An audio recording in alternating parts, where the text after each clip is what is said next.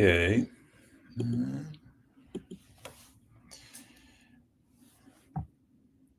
So my name is Dr. Philip Williams. I'm orthopedic surgeon specializing in sports medicine. Just here to answer any questions you have about sports injuries. Typically, I treat sports injuries of the shoulder, hip, and knee. So I'm going to try to keep that. I'll try to keep this discussion to shoulder, hip, and knee issues. Thank you for coming on, Gavin Grid. Thank you for tuning in. We're going to get started in a second. I'm just waiting for a couple more people to get in. And so I'll start answering questions in a minute. Just quick background story on me. I'm an orthopedic surgeon. I practice in Houston, Texas. Went to Harvard for medical school, and I practiced residency in New York City. And I typically jump on here once a week in between patients to answer any quick questions you have about sports injuries. So what usually happens is that people send me some questions and I answer as many as possible. Any questions I can't get to, I usually answer in DMs or at a comment at a later date. So please feel free to send me questions and I'll get started as soon as we can. And I'll answer whatever questions you have. So I want to keep this usually to the shoulder, hip, and knee because that's the areas that I focus and specialize in. But since we're waiting for more folks to join, I'll just get started. Hey, Mask Pitbull, how's it going? So first question I have that I'll answer right now is Daniel says, what can I do to prevent arthritis after an ankle fracture dislocation? What I usually tell people, because this is a common question I get. So for ankle fracture dislocations, it's a very high energy injury. And unfortunately, because of that high energy, there is a high likelihood that the ankle can get arthritis in the future because the injury itself causes the damage to the joint. So the best thing you could do to prevent arthritis in the future is to, one, get a good surgery that fixes the fracture well, and to maintain a healthy weight and a healthy activity level to continue having good functioning joints in the future. So the best you can do is basically have a good, healthy lifestyle afterwards. But thank you for the question. So I'm going to go, Juju says, how many years did you spend in school? So I spent 4 years of college, 4 years of medical school, 5 years or so of residency, and then another year of specialty training. So I don't know, that might be somewhere around the 12 years or so. I don't add up a lot of years. And so C Dub says, thoughts on Matt Milano tearing biceps. So I'm just gonna answer this right now. So I don't necessarily have a lot of time to pay attention to sports injuries of professional athletes because I spend my time taking care of the patients that I have myself. And so I usually don't offer my opinions on professional athletes unless I know them personally. But in general, tearing biceps is a condition that requires surgery to fix. Usually for my patients, they take about 6 weeks to get back to doing weightlifting. So it can take about 6 weeks to 3 months to basically get back to your normal functioning. So Gavin says, how long is the recovery process for a bone bruise on the shin? Bone bruises can be painful and really are not necessarily dangerous. They just cause pain. It's like having swelling inside the bone. So that can take about 4 to 6 weeks to really kind of calm down in terms of the pain, but it typically is not a dangerous condition. It's more of a painful condition. I just have to make sure that if it's on the shin, I usually tell patients that we have to make sure that it's not actually a stress fracture. Kelly T62 says, what do you do for chronic knee pain? That's a very kind of generalized question, I'd say, about pain in the knee. I usually have patients who have knee pain do physical therapy, and they work on strengthening their quads and stretching out their hamstrings for the most part. The whole goal is to basically take off the stress from the knee by using the muscles around the knee. So Masked Pitbull says, what is your go-to fixation on acute distal biceps injuries? That's a great question. So I use it's called a button. Basically, it's a very small button that you drill into the radius because the distal biceps inserts on the forearm, and it's one of the muscles in the forearm. And a button basically goes into the bone, and it takes the tendon and basically uses almost like a bungee cord type of effect where you can fixate the biceps into the form once again. And it's a very strong repair. I do not like to drill any tunnels inside of the forearm because I think that weakens the bone. And I've been having lots of success, and patients do very well with that technique. Thanks for the question, Master Pitbull.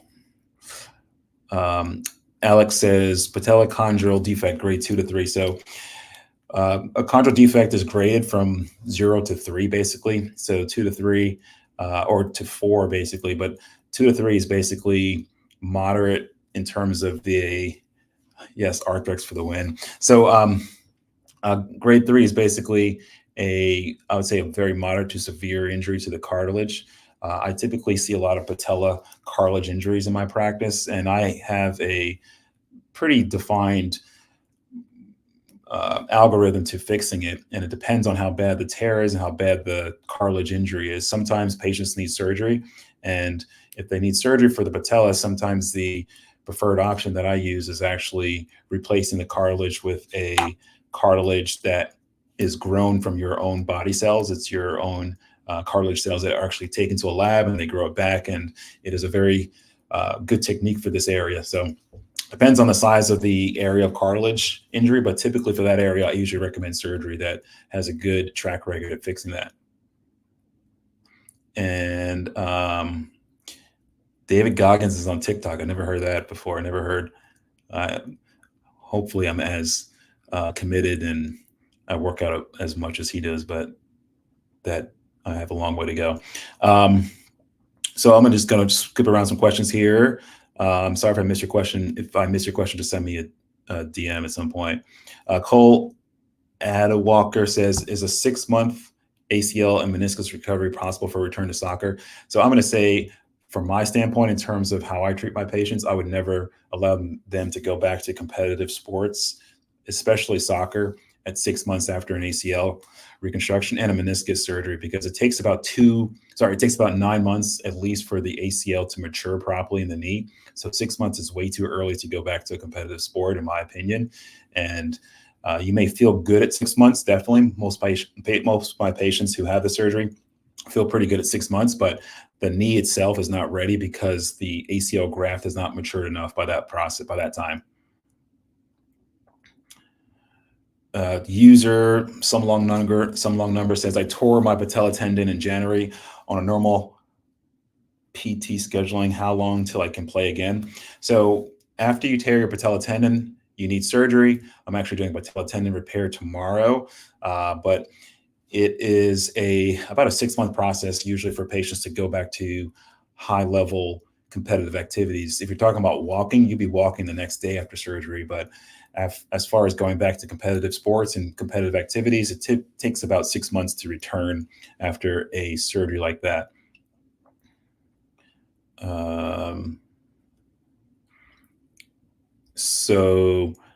Lance Brettle says, do you know what happened to JJ McCarthy's knee? Again, I don't comment on professional athletes because I usually take all the time I can on my own patients, but JJ McCarthy sounds like he had a significant meniscus injury, and a significant meniscus injury with surgery usually requires about 6 months of recovery. So I'm guessing that he had some kind of repair to a large meniscus tear.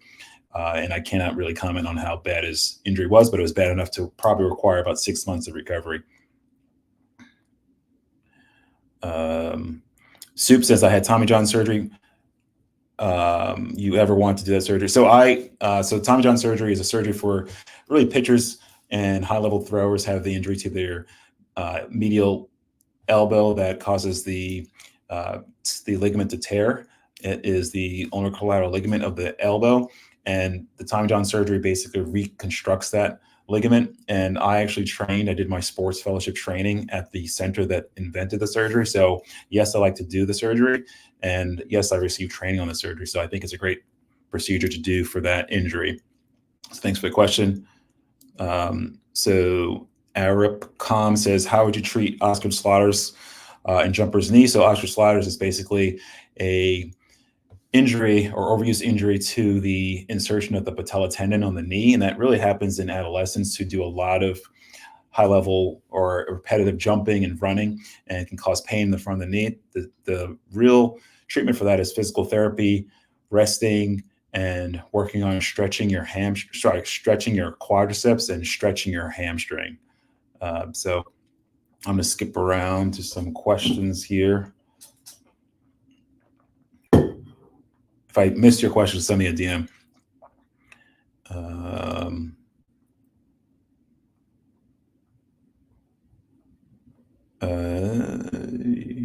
So Caitlin Grace says, how do you fix a knee with bone spurs? So bone spurs are a sign of arthritis in the knee typically, and that usually is a sign that the knee has seen a lot of load, and many times that is not necessarily able to be fixed because it is a sign that the cartilage damage or the arthritis is starting to get advanced. And so we don't necessarily treat the bone spurs directly. We usually treat the overlying issue, which is usually arthritis. So you treat the arthritis typically with a knee replacement procedure for something like that.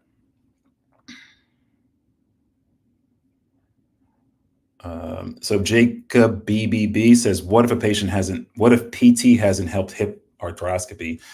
So I guess you're getting at sometimes you have pain after hip arthroscopy and doing physical therapy. So if there's pain after a hip arthroscopy and continue to have issues after a hip arthroscopy for a presumed labrum tear or what we call a CAM lesion, it is worthwhile to get an opinion by either the treating doctor or another orthopedic surgeon, because sometimes there could be other lingering issues that can cause continued pain after a hip arthroscopy recovery.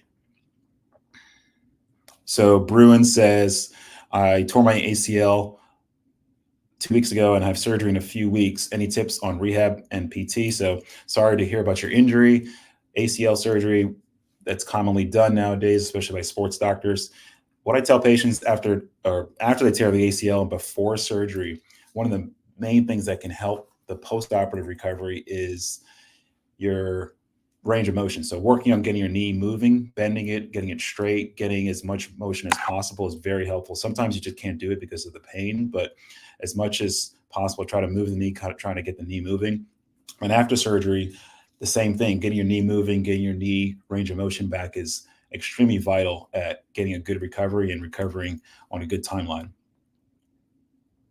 So Cam Queen 27 says, how do you know if you sprained your knee? So a knee sprain usually indicates an injury to a ligament in the knee. And the best way to get that treated or to evaluate it is to see an orthopedic surgeon. You won't be able to tell by yourself, just try to figure out what's happening with your knee on your own. So I really suggest seeing an orthopedic surgeon if there's any question about a knee injury or a knee sprain.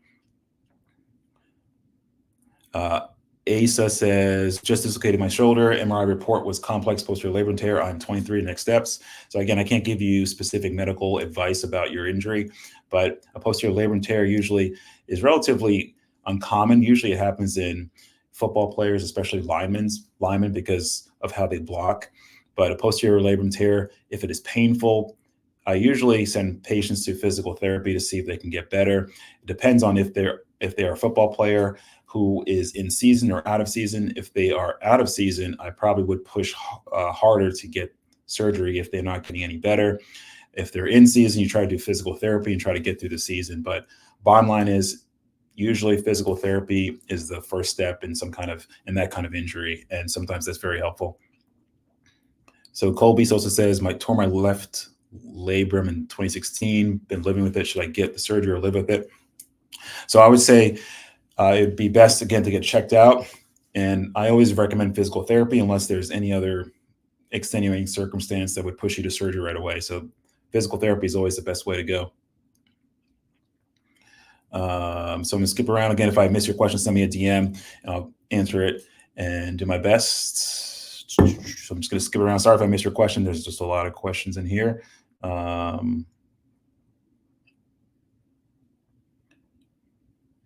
So Brendan says, what did I get my degree in? That's an easy question. I got my degree actually in political science. I was not a doctor before this. I was working in Wall Street before I went to medical school, actually. Jackie says, partial torn meniscus and dislocated knee 5 years ago. Knee cracks every time I bend now, but no pain. So I tell patients just universally, if your knee cracks and it's not painful, don't worry about it. It's not an issue that we worry about as orthopedic surgeons. That could be from a whole host of factors. Usually it's from the patella or your kneecap not tracking well around your knee. If it's not causing pain, just don't worry about it, because what happens is that there's probably some small little defects of the cartilage that causes some bumps to occur when you bend and move your knee, but it's nothing to worry about if it doesn't bother you. So what college did I go to? I went to Yale University for undergrad. Um, so um, Liz says, "Hi, I'm a distance runner and I'm having heel pain. I run through it, and it happened a month ago."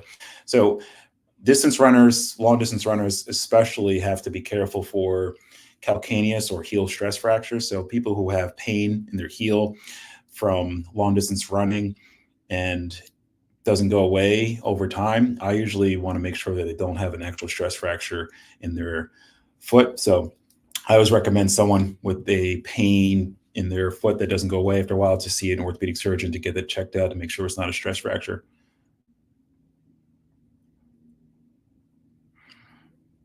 Um, so, um, so Stacy Salas says, "Do you know what the recovery time is for a comminuted fractured femur?" And so that's all variable. So a fractured femur, definitely very high energy injury. Comminuted means that the bone is basically broken apart in several different areas. And femur fractures are treated with surgery. And some of the fractures and the way we treat fractures depends on what we use, but sometimes we use a rod to fix it. And if there's a rod that goes into the femur, that usually allows you to walk right away.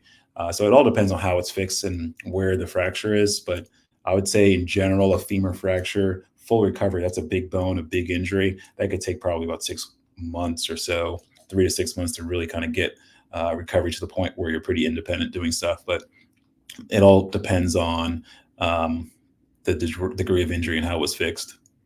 So Daniel Kashar says, "I just tore my ACL. You think when I'll get back to play like I used to?" So I guess your question is about whether or not you will get back to playing the way you used to. So ACL reconstruction, again, is a very common procedure, and patients do well getting back to sport. It can vary depending on the level of play and depending on how much recovery and how much physical therapy you do.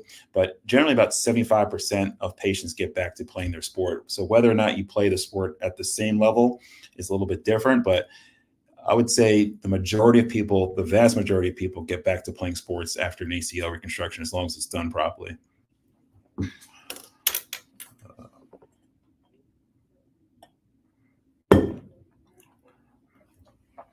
So Logan Reese says, "Recovering right now from a sternoclavicular posterior dislocation, long-term effects, and do you know about it?"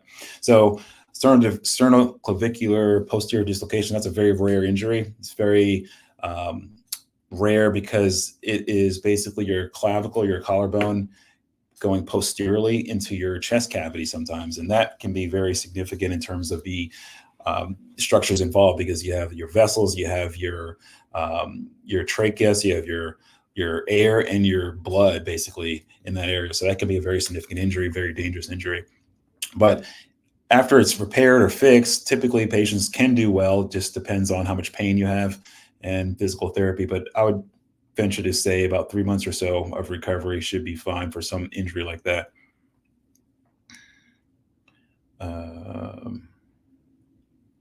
So user something number says, "Partial rotator cuff tear, still pain after PT, surgery suggested." So I typically follow that same pattern. I would have physical therapy for a patient that has a partial rotator cuff tear, and I follow that patient for about 6 to 8 weeks. And if they do not have good relief in that 6 to 8 weeks, and they still have pain after 6 to 8 weeks or so of physical therapy, and they're miserable and they want something done, I usually recommend surgery to take that rotator cuff and get it repaired.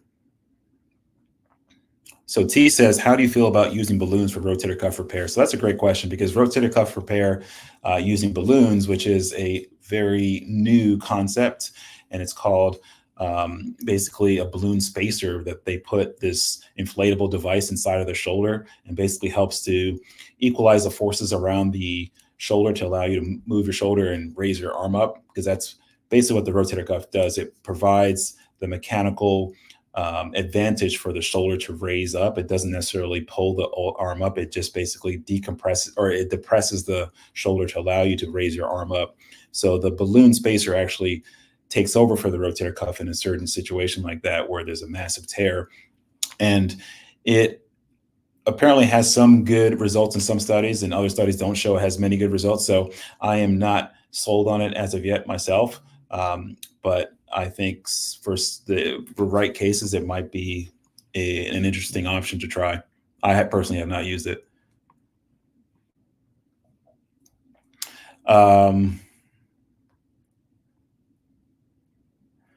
So I'm gonna move around again. If I miss your question, just send me a DM. Anthony says, tip for Hill-Sachs lesion in the shoulder. Doc said I don't need surgery because it might tighten up as I age. So Hill-Sachs lesion is basically a fracture of your humerus, or your shoulder, that happens when you dislocate your shoulder. So if you think of your shoulder as a very stable joint, when you dislocate it, the shoulder comes out of the socket and smashes onto the socket, almost like an ice cream on a cone. And so the ice cream is your shoulder. So it has this dent on the top of the shoulder, and that's called a Hill-Sachs lesion. And depending on the size of the Hill-Sachs lesion, sometimes that can predispose you to having more dislocations, because your shoulder does not have the same shape, and that lesion or that bump in your shoulder can actually cause your shoulder to lever out and dislocate more easily in the future. So it depends on the size of the Hill-Sachs lesion, and depends on your activity level and your symptoms. But many times physical therapy and basically strengthening your shoulder by doing physical therapy can help your pain and help your decrease some of the risk of dislocation.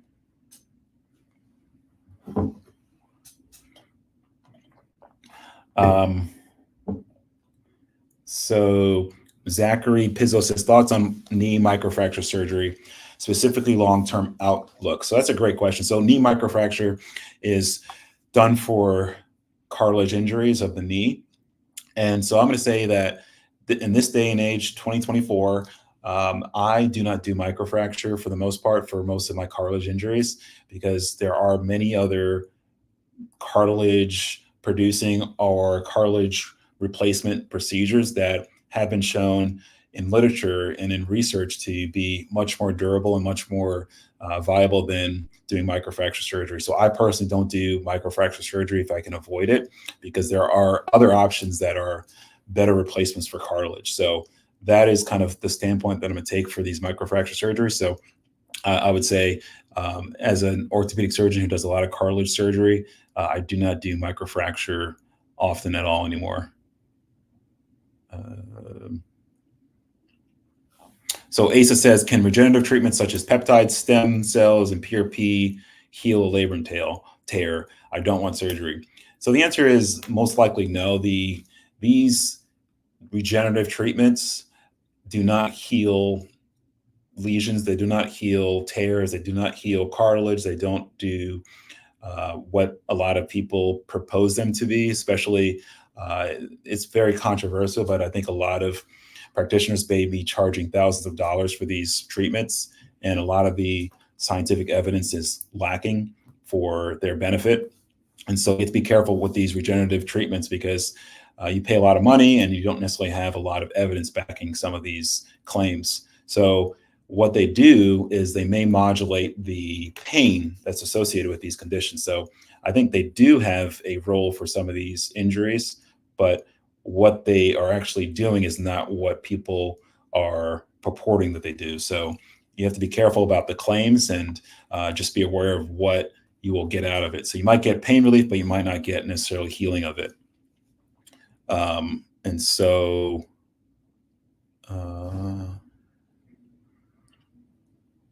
Mose 21, I'm going to have a separate conversation with you about your specific issues. All right. So I'm going to keep answering some questions. If I miss it, please send me a DM. So Ella says, I had PAO and hip arthroscopy surgery 2 months and have had numbness in my leg since. That's a big operation. So hopefully you're doing okay despite the leg numbness.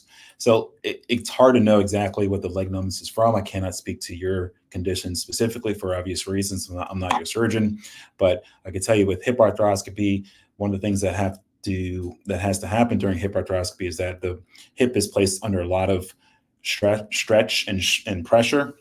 In order to do that, the leg is placed in very strong stirrups, for a better word, for a better term. I can't think of a better term than stirrup or a big boot. And basically your leg is strapped in and you have to pull your leg to pull apart the hip joint. And sometimes the straps can be tight on the foot. It depends on if there was a post between your legs during the surgery. Sometimes that can affect some numbness, depends on some of the incisions. So it varies in terms of what can cause numbness in the leg after surgery in general. But usually the numbness is something that improves over time. And it takes a while for nerves to wake up. And what I tell patients, if they have an issue like that, just to monitor it, and we monitor their process. And usually over time, it may take months, but that numbness goes away over time. So Jazz says, I used patella graft for ACL surgery. Now I have patella tendon pain 11 months post-surgery.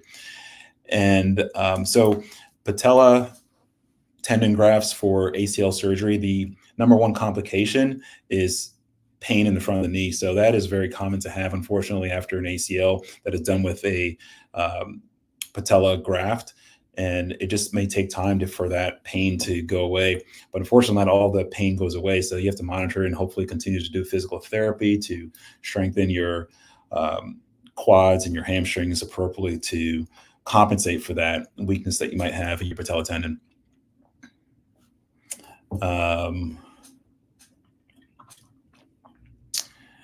I'm a college athlete and I've torn both MCLs. What can I do to protect and strengthen them? You cannot necessarily strengthen your MCLs.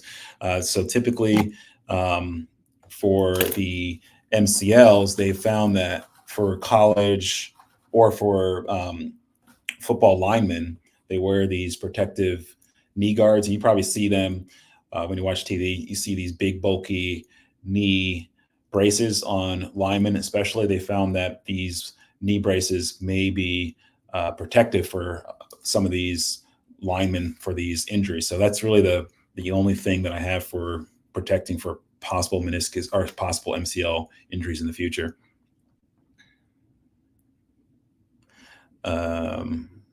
So Ian says, if I tore my biceps today, would I be able to play professional football by December? So it depends on where you tore it. So if you tore your proximal biceps, it's a little bit different than if you tore your distal biceps. I'm assuming it's a distal biceps tear. So distal biceps is basically where the biceps tendon inserts on the forearm, and that requires surgery. Typically, about 3 months or so would be required for physical therapy and recovery to go back to playing a sport, in my opinion. So December is feasible.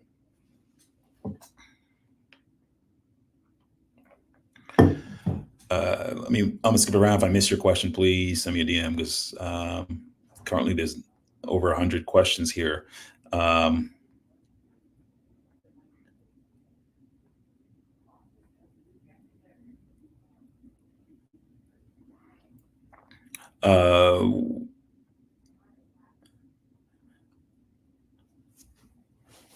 So someone said I had surgery on my patella tendon for a partial tear, 8 months out, still recovering. Any tips? I can always say, so I'm not a physical therapist. I'm going to say that right now. I do not have exercises. I don't have any secrets on exercises. I don't have secrets on stretches. I just know some basic stuff. I send my patients to physical therapy because I think physical therapists are great at their job. I'm great at my job, which is operating and fixing people. So I'd say if you have issues with patella partial tear after surgery, I would either go back to your surgeon or go back to a physical therapist that you trust to get that worked out.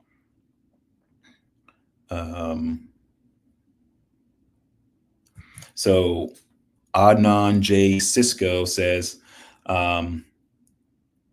How long is recovery for tearing your PCL, LCL, MCL, ACL, and torn meniscus? So that's a huge injury. We call that a multi-ligamentous knee injury, and that is usually it's usually done in one surgery, but it's a lot of ligaments and a lot of structures that are damaged.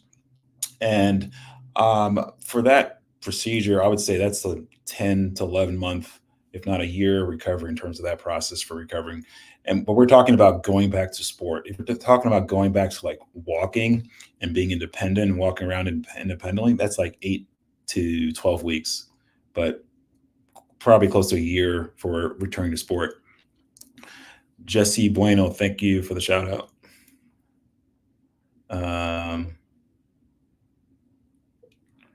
So I'm going to move around here. If I missed your question, again, help me out. No, I'm sending a DM.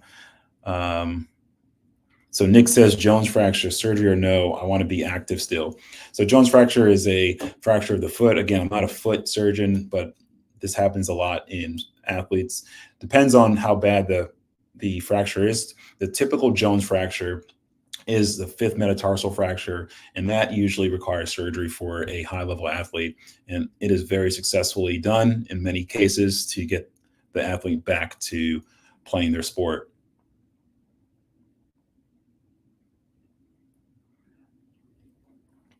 Darby says, can nurses become surgeons? So the only way to become a surgeon is to do a surgical residency. So, and the only way to get a surgical residency is you have to have a degree, medical degree, or a osteopathic medicine degree. So unless a nurse has an MD or a DO and has done orthopedic or a surgical residency, those are the only folks who can do residency and surgery. So Monster Rock 313 says, I just found out I tore 3 of the 4 rotator cuff tendons. How long will my recovery be?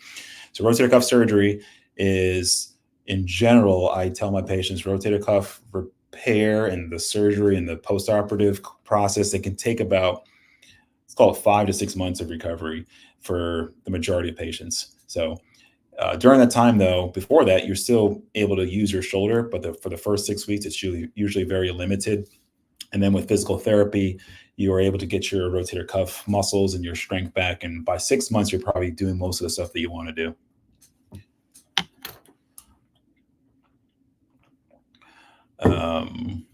Jones fracture. So I'm going to skip around here.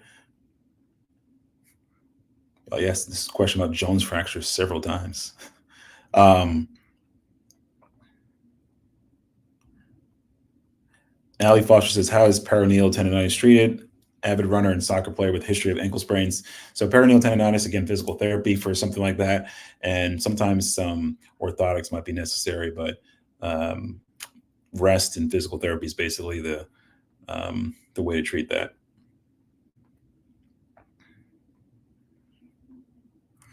So Red says, what would I be feeling in my shoulder if I tore my rotator cuff? So a rotator cuff is, again, a rotator cuff is a group of muscles that surround the shoulder and help to give your shoulder mechanical advantage in raising your arm up. If you had a rotator cuff injury, depends on the severity of it. If it was very severe, you would not be able to really move and get your shoulder up or move your arm. Pain, of course, is actually one of the primary complaints and symptoms, but it varies from person to person. But I would say pain and weakness is one of the most consistent findings for rotator cuff tears. Senku says, hey, doc, any advice for the first week post-op ACL? Again, physical therapy, working on stretching and getting your range of motion back is what I tell patients typically after an ACL reconstruction, is to prevent any stiffness. That's the best thing you can do.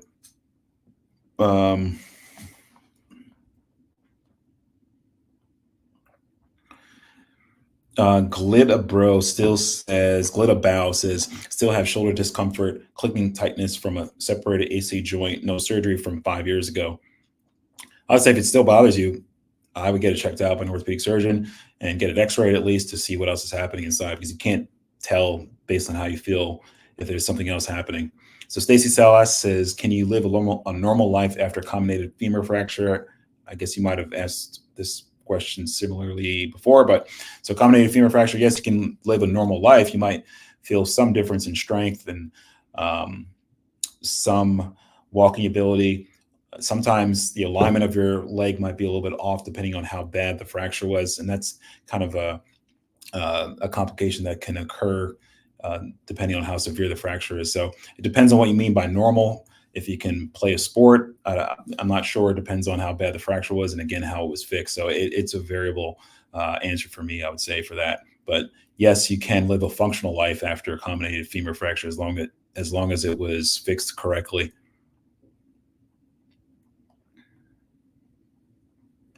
Um, so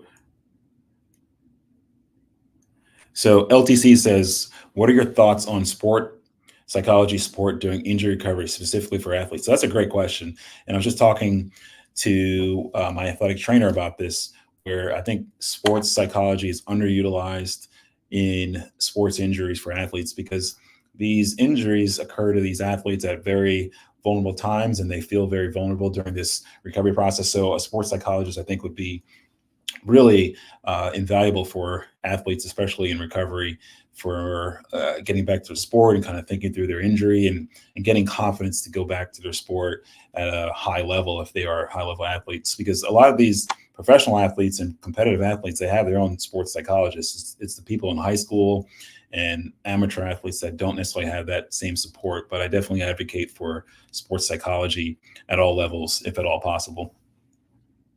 But that was a great question. Thank you.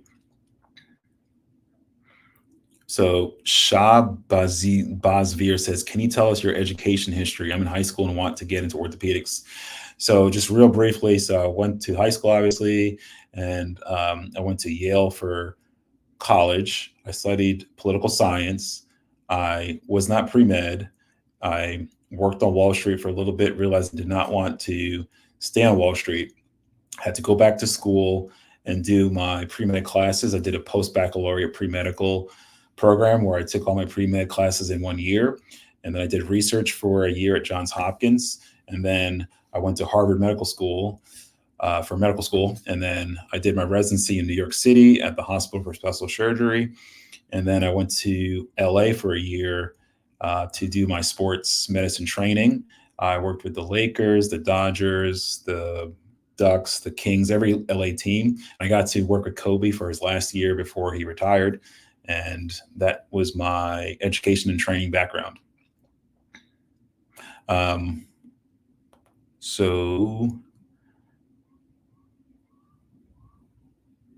so I felt, sorry, I'm gonna skip around. Sorry if I missed your question again.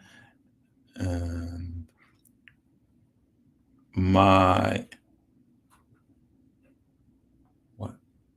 So Tyler says, "I had a meniscus tear and had surgery to fix it, but I still have a lot of pain and clicking." Again, so pain and clicking, if you still have pain clicking after a meniscus injury, and you've done the proposed physical therapy, then it's worth seeing your orthopedic surgeon to see if there's anything else happening inside the knee that can be addressed.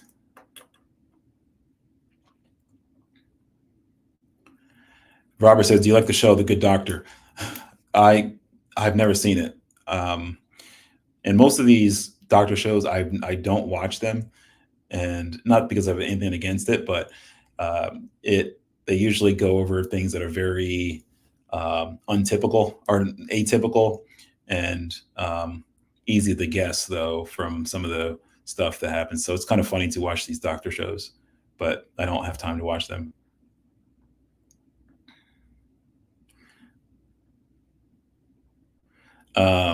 So I am going to keep. So sorry if I missed your question. I'm trying to scroll through some of these. And I have a couple minutes left because I have to go see some patients in a second. Um, so actually says, "Is MRI the only option to check how bad a pulled hamstring is?" So a pulled hamstring basically is a hamstring strain, and you really can't see it. You can see it a little bit on a ultrasound, but you have to be a very good ultrasound technician to be able to see it well. MRI is this basically the standard of care when we want to see it very clearly. And so the question is, what are you going to do with that information? I typically wouldn't order an MRI on a hamstring strain unless I thought it was a hamstring tear. So there's a difference between a hamstring strain and a hamstring tear. If someone really had a hamstring strain that I wasn't really concerned was a strain, wasn't a tear, I wouldn't even order an MRI. And that's because there's no treatment other than physical therapy for a hamstring strain.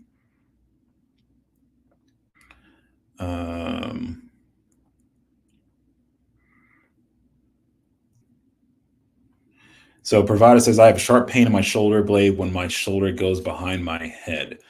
Hard to say what that is, but in general, and if someone has pain in their shoulder blade or somewhere in the back of their shoulder, that's typically coming from their neck, and that's not necessarily a shoulder pain or shoulder pain issue. It's like usually a neck pain issue or some nerve pain issue going on there. So Dylan says, what HA injections do you use? So HA stands for hyaluronic acid, and it basically is a lubricant for the joint. It's similar to the joint fluid that you have naturally in your joint, but it's synthetically made. There are conflicting reports, and the data is not really definitive on whether or not HA or hyaluronic acid actually does any benefit for people. So I'm not very strong proponent of HA injections in general. Specifically, I don't treat knee arthritis specifically in my practice, so I don't necessarily do a lot of HA injections if I can avoid it. So long story short is HA really has pluses and minuses, and it doesn't have a firm track record of high evidence to support its use for every case of arthritis. So Michigan Max says, posterior Hagel lesion in my shoulder, big scar on my shoulder. What did they fix? So posterior Hagel lesion. So Hagel, Hagl, stands for humeral avulsion of the glenohumeral ligaments. So that's basically that's a destabilizing injury to the shoulder, the back of the shoulder specifically. That's a very rare injury to have it in the back of your shoulder. So I'm guessing you probably were some kind of football player or bench play, or you use a bench or some kind of sport where you put a lot of weight to the back of your shoulder. But to fix that, usually you can do it arthroscopically, but for the posterior one, sometimes you might need to open it, depending on where it is. So I would just imagine that they fix the torn ligament by putting an anchor into your humerus and shoulder and tightening the shoulder again.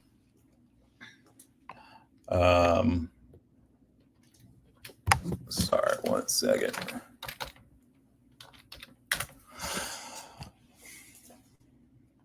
So Sam W says, how do I get my full range of motion back from a repaired meniscus surgery about 5 months ago?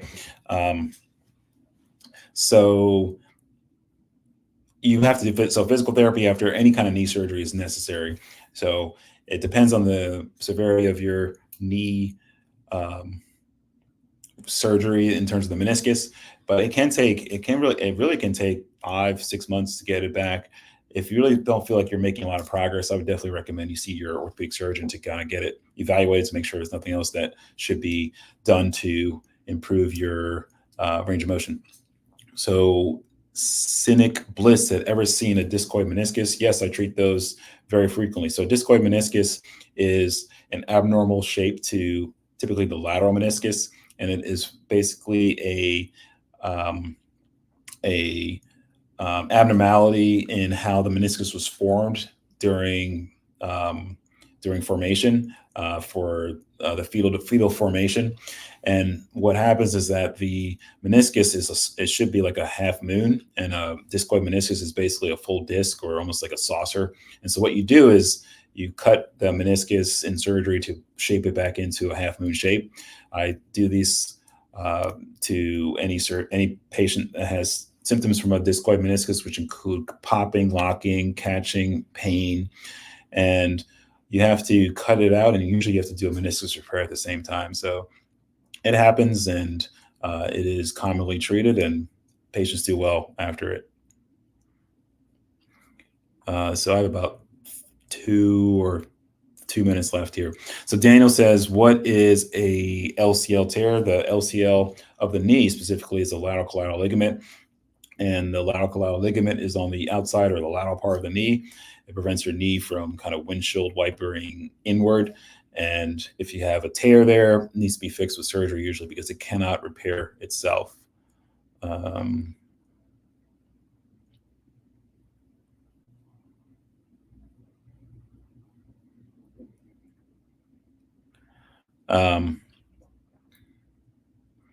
So some people are asking about foot fractures and ankle stuff. So I'm a primarily shoulder, hip, and knee surgeon, so I cannot answer. I'm not going to answer some of these foot questions. Sorry. Why do people always ask me where my super suit is? I feel like I'm missing something. So Theo Neon Only Matt says, I've dislocated my patella 3 times and have a partial tear in my MPFL. Do you think I need surgery? I can't give you specific medical advice, obviously, because I'm not your doctor. But someone who's dislocated the patella multiple times and have had evidence of a tear in their stabilizing ligament, which is what the MPFL is. It depends on how severe these dislocations are and how disruptive they are. But if you had multiple dislocations that are not getting better, and you've tried physical therapy and have kind of done everything you can to try to avoid surgery, at some point, a patient needs to decide whether or not they want to go forward with the surgery, because the surgery is what will stabilize the patella and prevent these dislocations, hopefully, in the future.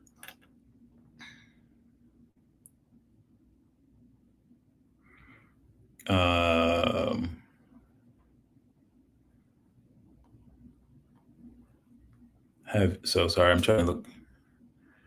So Jack 6 says, have you ever done surgery on a wing scapula? So me personally, I don't do surgery on wing scapula, but I have a colleague here at Baylor in Houston who does a lot of wing scapula surgeries. His name is Adil Ahmed, and he does these surgeries very commonly, and patients have a very good outcome, and they do very well. Hey, Santiago, good to see you. My sports fellow is watching right now.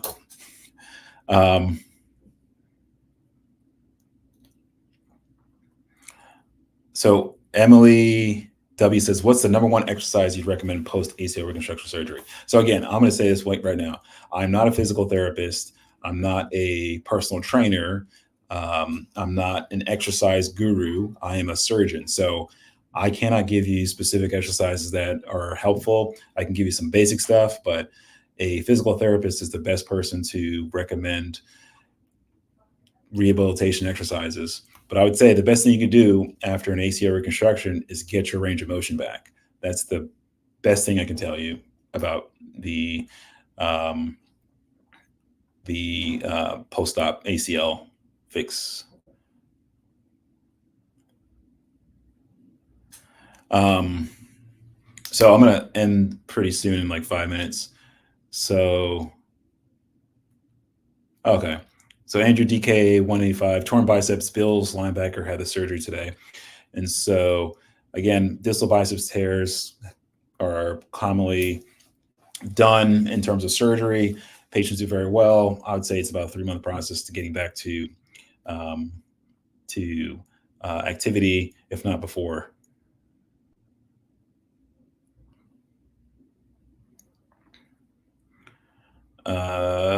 I'm going to answer like 2 more questions. So Dallas says, my groin always hurts all the time after playing soccer. Can you tell me what's the problem?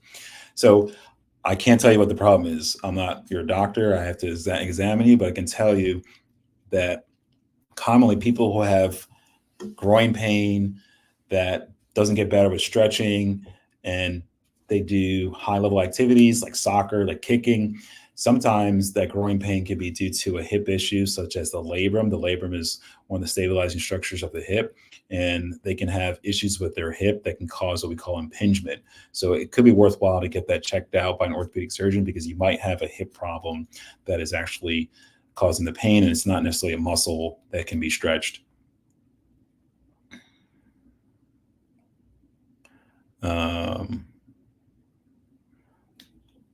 So Stacy Celeste, I suggest you asked a lot of questions about the femur. I suggest send me a DM at some point. So I'm gonna ask one more question, then I have to go. I'm